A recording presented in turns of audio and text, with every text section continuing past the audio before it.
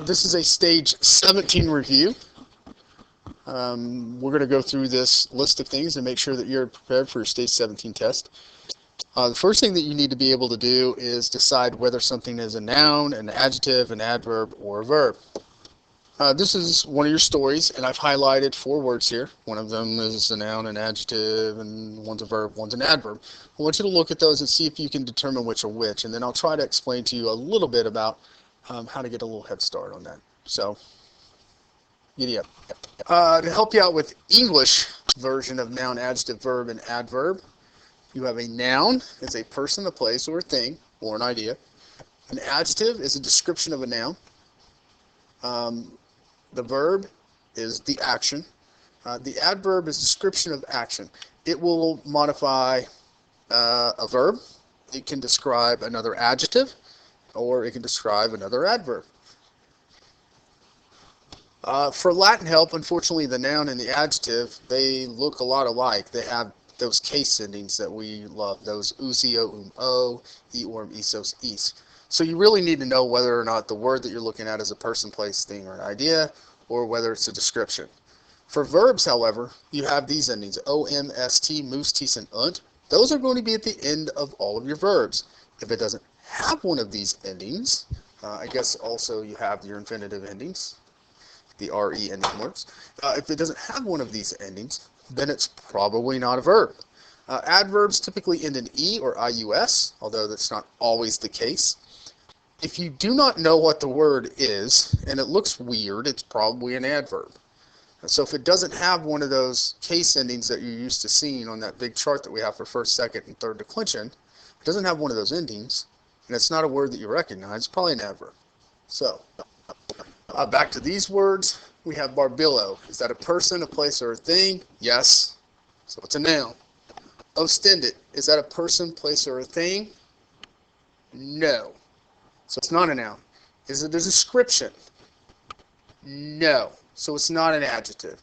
Does it end in o, m, s, t, mus, tis, or unt? It ends in t, coach. That's at the end of the sentence. It's probably a verb that fits those characteristics. All right, maximi. Is it a person, place, or a thing? No. Is it a description? Yes. So it's an adjective. Olim. Is it a person, place, or a thing? I don't know what it is. It looks weird. Probably an adverb. It does end in n, but it's not a verb. It's not at the end of a clause. Not a verb. Next, we have the tense of verbs. Present, imperfect, perfect, and pluperfect. One of the ways that we tried to get through these is with this chart, the marker, clue, and translation chart. Again, present tense. Does it have a marker? No. Does it have a clue? No. Translation is plus ing. Imperfect. Does it have a marker? Yes, it does. It has either a BA or an ERA. Does it have a clue? No clue. Translation, was or were. Perfect. Does it have a marker? No. Does it have a clue? Yes. It has an S, a U, a B, an X, or a macron in the root of the word. Translated, ED. Pluperfect. Does it have a marker? Yes. ERA. Does it have a clue? Yes. SUVX or macron. Translation, had. So if I look back at my quiz and look at number 1, Sarwalweret. Does it have a marker? Yes. ERA. Does it have a clue? Yes. The V before the ERA. It has a marker. It has a clue. It is pluperfect, translated as had. Number 2. Does it have a marker? Yes. ERA. Does it have a clue? No. There is not an S, a U, a V, a X, or a macron on Potoram. So if it doesn't have a clue, but it has a marker, probably imperfect. Number 3. Ready bot. Does it have a marker? Yes. The BA. Does it have a clue? No, it does not. Imperfect tense. Number 4. Does it have a marker? No. Does it have a clue? No. Present tense. Number 5. Marker? Nope. Clue? Nope. Present tense. Next, we have the positive, comparative, and superlative forms of adjectives. So, what do they look like? A positive form is normal, like lightus or fracilis. It doesn't have any additions to it. It's just the normal form of the adjective. Comparative has IOR, like laiti or facili or. Those both come from the positive form litis and facilis. The superlative has either a double S or a double L or a double R. In this case, we have litissimus, that's a double S, and facilimus, a double L. Those are superlatives. Translation, normal, we have happy, comparative, happier, superlative, happiest. Normal translation of facilis is easy, comparative, easier, and then superlative, easiest. Next, we have the case of nouns and adjectives, nominative, genitive, dative, accusative, ablative. This is really going to test, sorry about that. So anyway, cases of nouns, adjectives, hopefully we're familiar with those. Hopefully you guys know what those endings are. So let's look at your quiz from today. You're going to get something similar to this, where it's going to give you a word bank, nominative, genitive, dative, accusative, or ablative. You're going to get a word probably in a sentence that's bolded. It won't be quite like this. It'll be in a sentence and it'll be bolded. Flammus has an AS at the end. It is a noun. It means flame. It's plural AS, plural accusative. I know that because if I go look at my chart, that AS is under plural accusative. Alexandriae. In this case, AE could be dative, it could be genitive, it could be nominative and plural. There's no subject here. There's no way it can be a subject because there's not a verb. It can't be dative again because there's not a verb. It is the city of Alexandria, so the only thing it could be is be genitive. Number 3 is mihi. We just have to know that mihi and tibi are dative. There's no endings that help us with that. Typically our dative ending is O or AE or IS or IBIS, but mihi and tibi are dative. You just have to remember those. Aqua, that should have a macron over it. Even if it doesn't have a macron over it, sine is a preposition. Sine takes the ablative, so you should be able to tell without the macron that aqua should be ablative. And then number 5, mercatori, same thing. Takes the ablative. Mercatori has that I for the ablative. It's one of those goofy third declensions that has I for the ablative. So be aware of that. If it has a preposition, guys, you should be able to decide whether the preposition should take the ablative or the accusative, and the word should be easy for you. Conjugation of the sum verb.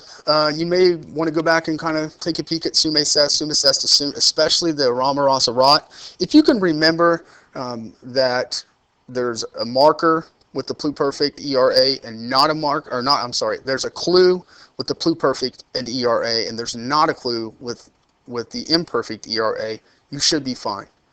Use of prepositions, make sure you know what case per, de, sine, a, e, in, cum, ex, ob, etc. Make sure you know what case they take. You remember the circle from last time, that's what I would use. Vocab. These are the Latin words that you're going to have that are going to be either synonyms, antonyms, or they're going to be used in a specific way. So go through those, make sure that you know what each one of those means, so that when you do get the antonym, synonym, you can answer those appropriately. Here we go with Alexandria, the cultural questions. Who selected the site for the city? Of course, Alexander the Great. The leaders or the rulers of Egypt were the Ptolemies, especially after Alexander died. Size of the city with respect to Rome. It's about the same size as Rome. Why was the city important to the global economy? Because it was a central port for the Mediterranean. Things from the east would come in, the silk trade. They obviously had papyrus themselves. The African trade would come from the west and from the south. So that's where the center of trade was. What was the first thing that one would see entering the city? That would be the Pharos, the lighthouse. How many harbors did it have? It had 3. What were the names of the streets in the city? The only name that we had in the book was Canopus. It was the main street of the city. What was the Caesarea? The Caesareum was a shrine for Julius Caesar. It was built by Cleopatra. It looks a lot like our Washington Monument. How old was Alexander when the city was finished? Well, he was dead, so he didn't get to see it finished. Who began the construction of the Pharos? The Pharos began construction after the death of Alexander, probably by the Ptolemy rulers. Why was the site selected? It was selected because it had a natural harbor, natural wave break, and also its nearness to the fresh water coming in from the Nile. What was one of the ancient wonders of the world? Obviously, the Pharos was. Description of the Pharos? Well, it was very, very large, of course. It was very, very bright. Was the light in the lighthouse was lit up the entire day, 24 hours, over 400 foot tall. So you could see this thing from a long way off. What was in the museum? The museum itself was pretty much a library, had over 500,000 volumes. If you consider that these weren't mass-produced, that these were all handwritten, that is massive. Who ran the city, the prominent citizens, and the difference from the Romans? Although the Egyptians did have a ruling class there, the prominent citizens and really the people that made the economy grow were, ironically, the Greeks. It's ironic because they were extremely outnumbered, yet somehow they were able to keep a hold of that economy.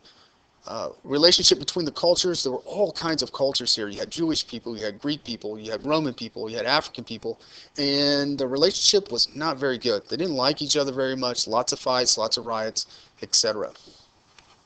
Next, you're going to have to know the location of the Caesarium, Canopus Street, Great Harbor, Western Harbor, Lake Harbor, Lighthouse, Museum, Pharos Island, Royal Quarter, and Temple of Serapis.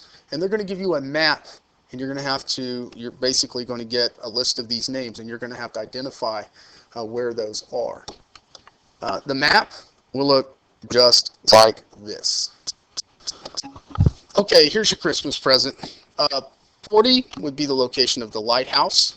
41 down here at the bottom is the Lake Harbor. The lake is down here at the bottom.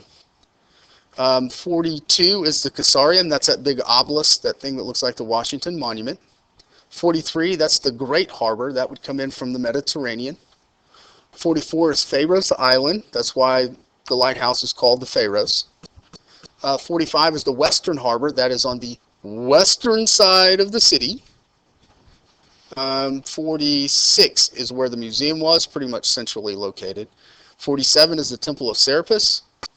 48 is where the royal quarters were. That's up here almost near the Great Harbor there. 39 is Canopus Street. Here's your gift. I would know those locations. English words that you need to know and the relationship with Latin: magnanimous, paucity, insolent, gravity, exanimate, peninsula, benign, sincere, facility, and adherent. Those English definitions: magnanimous is somebody who is kind-hearted. Paucity basically is few, it has a few. Insolent, someone who does something that is uncustomary or acts in a manner that is not normal. Gravity is weight.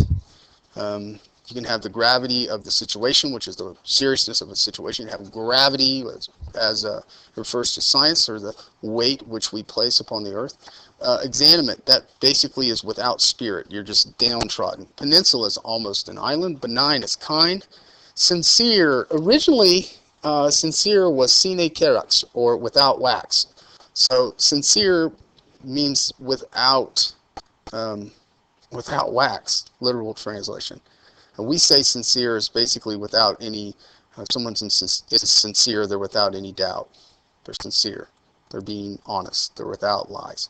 Facility, a place that is a facility makes it easy for you to participate in an activity. Facility actually means easily.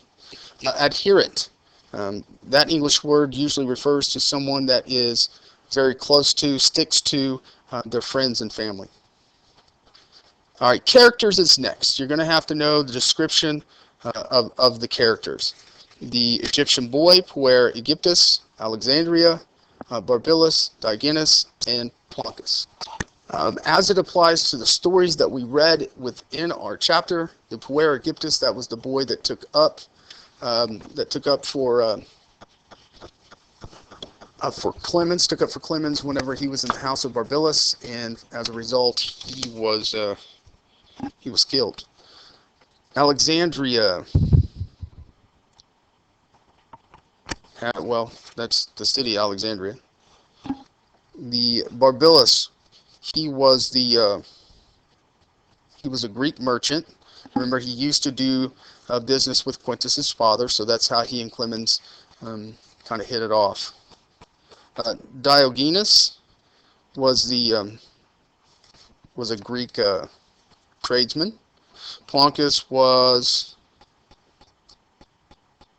the guy who came along with them and always wanted to talk and was telling them about the monuments, just never shut up. That's who Plancus was. So those are the ones that you need to know for your character description. That's pretty much it. Good luck, and I hope you do well.